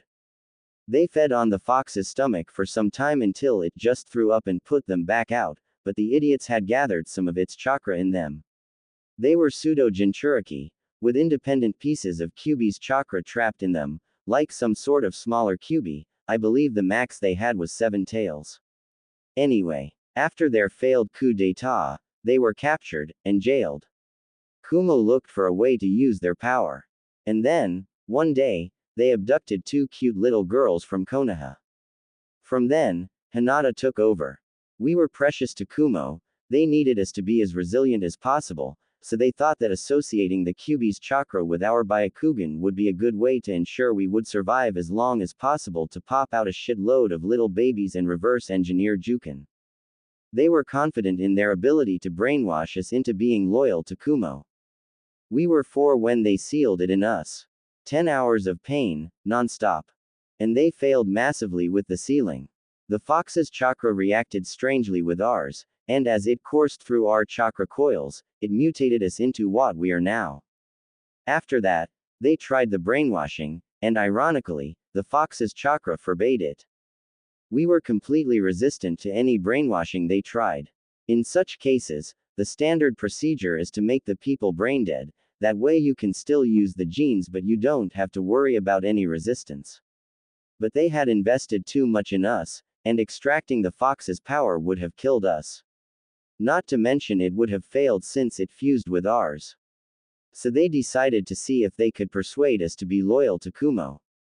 Hanabi began talking again. They placed us in the care of people who had similar plight, Kumo's two Jinchuriki, Yugito and B, but after the sealing we had associated A's face with pain, so we mistrusted them, and basically everyone in Kumo. In the cloud, people look at us either like we must be raped on sight or like we're failed experiments who should have been put to death, and there's a group that regularly tries to hurt us. The constant ass-whooping Konoha inflicted on Kumo didn't help, since these idiots blamed it all on us. We needed some way of retaliation, and we went for pranks. But not the harmless pranks, each and every one of them was obviously designed to kill, but made with non-lethal material. That way we killed half of Kumo's Chunin forces, 3/4 of their Jonin, the whole academy, students included, the Raikage and the whole council, along with 3 of the 5 great clans in Kumo. Strangely, after that, we began to be left in peace a lot more. Basically, we had to fight every day for our peace, said Hinata softly. And during our years in Kumo, we also had to kill quite a few people who tried to hurt us. Hardship and bloodshed are 2 old friends to us, so it doesn't really bother us. Now, you probably understand why we don't care about killing. We don't know them, they are just threats to our existence, and as all threat, they have to be eliminated. Finished the young girl coldly. Kakashi looked at Yugito uneasily.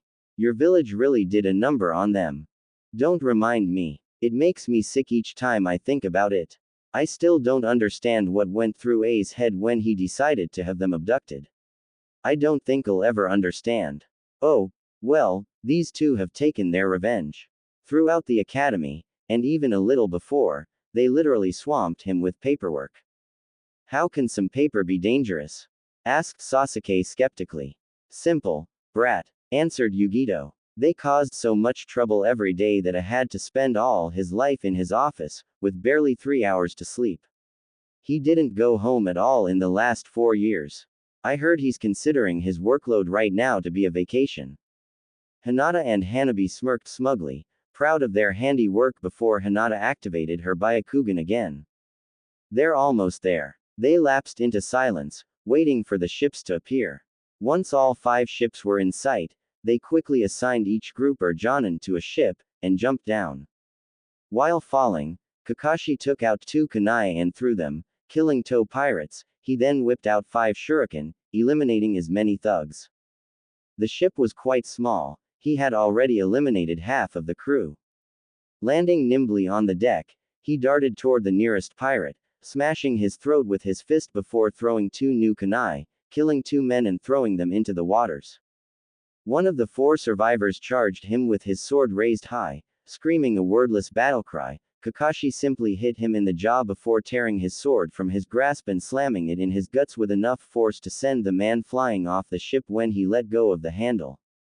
Kakashi jumped high to avoid a knife thrust, landing on the wielder's neck with all his weight, snapping it instantly.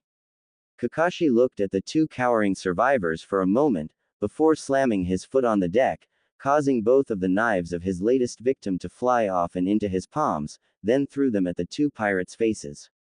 Yugito enlarged her fingernails, turning them into sharp claws, and landed nimbly on the ship's stern before darting forward. Channeling lightning chakra into her claws, she beheaded the apparent captain and one of his men, delivered a spinning kick to a man's jaw, not paying attention to the wet crack that followed, before gazing across the ship. 12. Retracting her claws, she dug in her pouch, taking out 4 kunai and throwing them, each knife finding a different target. Dashing forward again, she elongated her claws again and bisected 2 more pirates before spinning around an axe slashing open the throat of the man as she finished spinning. As her rotation ended, she darted towards the last 5 pirates, huddled together in hope that number would save them. It did the opposite. With 3 passes of her claws, they laid on the deck, mangled and bloody remains. Looking at the other ships, she smiled. The battle was ending.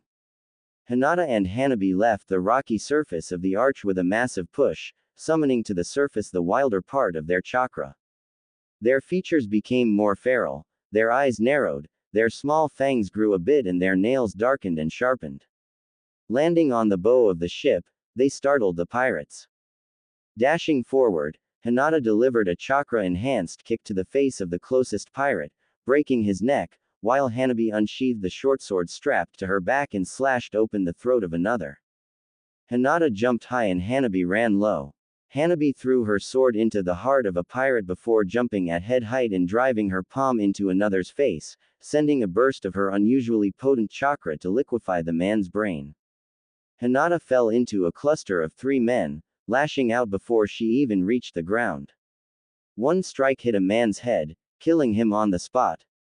Another turned a heart into a piece of charred flesh, and her last strike obliterated both of her victims' lungs. All 3 fell to the ground, the last one holding his chest, not understanding why he couldn't breathe anymore. Hinata threw 3 kunai, killing 3 pirates and covering her sister's advance. As Hanabi passed near the body of the man with her sword in his chest, she grabbed the handle and pulled it out, never slowing down. As she reached the 3 survivors, she under a clumsy sword strike before driving her blade into the man's skull. Spinning to free her weapon, she brought it down on another's knee, cutting it clean. As the man fell, screaming, she carved his neck in 2 before kicking the handle of his knife, still in midair, sending it into the last man's head. Sasuke and Atsui pushed off the rock and landed directly on top of 2 pirates, crushing their spines. Sasuke darted to the stern, Atsui to the bow. Atsui unsheathed his sword in one fluid movement, carving through the chest of a pirate, from left shoulder to right hip.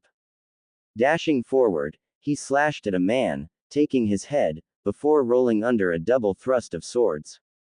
Passing between his assailants, he spun while rising to his feet, cutting them both in half, before completing his rotation and dashing to his next target. With a rising strike, he carved the man in 2, spinning on his heels and stabbing his sword through his next opponent's jaw, piercing the brain. With a tug, he freed his blade and jumped, beheading his last target. Sasuke jumped from his victim's neck, unsheathing the chikudo strapped across his lower back. As he neared the deck, he swung his blade at the shocked pirates, beheading 2 of them in one swipe. As soon as his foot touched the wood, he was moving again, cutting a pirate in 2, spinning around the falling body and the blood, cutting off another man's arms before kicking the handle of the sword, sending it through the man's head before he could scream. Sasuke looked at the 3 survivors, among which was the captain. Moving faster than they could react, he charged them, taking out 2 shuriken and throwing them, killing the 2 goons while he jumped past the captain. As he landed, the man's head fell from his shoulders. Atsui and Sasuke looked at one another from across the ship, and smirked. Sakura breathed deeply as she fell to battle, closed her eyes, and locked herself away. When she reopened her eyes, all that remained was logic, and one objective: kill the targets. Cocking her fist back, she swung it at a fast-approaching pirate, hitting his jaw with devastating force and sending him flying off the ship. Twisting, she placed her feet on the deck, landing softly. Naruto landed too and darted forward, unsheathing his blades in a cross-slashing movement, cutting a pirate into 4 separate parts. Darting forward, the 2 genin met 3 pirates. Sakura jumped, delivering a chakra-enhanced kick to the man's face, sending him flying across the ship, shards of bone and droplets of blood trailing after him. Naruto joined his blades into his staff and spun, cutting his enemy's legs with one blade and his neck with the other. Sakura, taking advantage of the last man's shock, drove her fist into his ribs, sending him crashing into the rock cliff and peppering his organs with his fragmented ribs. Charging forward, the 2 teens exploited their opponents' horror and fear to its fullest. Naruto, being faster, threw himself in the middle of the fight, spinning wildly, beheading a man, cutting another one in two and slashing open the chests of two others, causing them to cough blood and choke, leaving them open for Sakura's devastating punches. The two men took the attack straight in their solar plexuses, but there was such strength behind the strike that their chests simply caved in and their backs exploded, sending a gory shrapnel of ribs and vertebrae bits to pepper the four survivors. Naruto charged forward, his staff spinning, and took two more heads before stabbing a man in the heart. The last man tried to leave, running to the bow to jump in the waters, but Sakura took a sword laying on the deck, threw it lightly in the air and slammed her fist in the butt of the handle, sending the sword sailing at high speed into the man's back, across the creek, and nailing the criminal to a wall of the harbor. Looking at the other ships, the ninja saw that the battle had ended. 30 seconds was all it took, but all 5 ships were now under their control. After a last inspection of each ship, it was confirmed that all pirates had been killed. The 5 ships had been guided to the port and the prisoners freed and fed. Kakashi and Yugito went to a nearby village to ask for help to evacuate the captured villagers, leaving the genin to watch over them. Naruto looked at the families, huddled together, hugging each other, crying in joy, reveling in the knowledge that their loved ones were safe. He felt cold. Seeing all this happiness just reminded him of his life, of what he missed. He wondered, yet again, what it would feel like to have parents, even just one, just to have someone to love him unconditionally. Looking to his right, he saw Sasuke's impassive face, but in the Avenger's eyes, a glimmer of jealousy laid. With a sigh, Naruto returned his gaze to the crowd below. He wondered what would have happened had his life been different. Would he have ended up as some sort of evil lord with an army of imp-like thingies and a massive perverted streak? Nah, I'm thinking too much into that. Hinata suddenly landed near them, surprising them a bit. 4 ships coming, completely full of people. Kakashi-san and Yugito-sensei are with them. Looks like our mission will soon be over. Naruto nodded and summoned some clones to tell the families below that their ticket back to a normal life was coming their way. Sarutobi Hiruzen was a calm man, but what he was reading was beyond shocking. He snapped his fingers, causing an Anbu to appear. Bring me Hyuga Hiashi. Yugito and Kakashi were sitting on the bow of a ship, behind them a group of sailors and fishermen were waiting to reach the harbor to take control of the pirate ships and bring back to the mainland the stolen goods and abducted people. Yugito looked at Kakashi, trying to assess him, and overall failing. She knew he was good, very good, one of Konoha's best, but he just gave off the impression of a lazy idiot who left one of his students do all the work. Kakashi-san, I noticed you give a lot of power to Naruto. Why, yes, you wouldn't believe how fun life can be with this kid. He's probably the only person that could try to paint a room with a bucket of paint and an explosive tag and actually succeed. Yes, he did. An exploding tag. That's insane. How did he not ruin the room? It was low power. Even so, the shards of the bucket should have pierced the walls. Yes, that's what shocked me. Not only were the walls perfectly painted, but the bucket was also intact. For the life of me, I can't guess how he did that, said Kakashi, looking up from his book with a puzzled look in his eye. And he's being mean and refuses to tell me, said the elite Jonin with a pout in his voice, and if the deformation of his mask was anything to go by, on his lips as well. Back on topic. Sigh, in short, you give him that much power for fun. Not exactly. I believe he'll make a fine leader later on, so by letting him take the initiative, I give him the opportunity to gather experience. I'll only step in when I feel his plan won't be good enough, though that didn't happen yet. Do you do the same with the Uchiha? I would if he took the initiative more often, but he doesn't. I guess I'll have to talk to him about it eventually. Maybe later. He doesn't really seem to be ready to me. Are you talking about his tendency to glare at anything that even remotely offends him? That and more. You'll see what I mean if you stick around long enough. It's just a tad bit too complicated to put in words. When the ships entered the harbor, they saw the prisoners organized neatly on the docks and the genin spread out across the roofs, keeping watch. Yugito nodded in satisfaction. They did their job well. Of course they did, they were well trained. At least, mine were. Said Kakashi with a teasing smirk. Screw you, Hataki, answered a slightly amused Yugito. The ships docked and the sailors quickly spread between the pirate ships while the refugees boarded. The fleet left the harbor after Naruto carefully noted the place on the map. They reached the closest village in barely a few hours, but the night was already falling. All the shinobi were gathered on one ship, relaxing, talking or thinking. Sakura was at the bow, looking at the approaching village, a distant and almost dead expression on her face. She turned her head when she heard someone sit next to her, and noticed it was Naruto.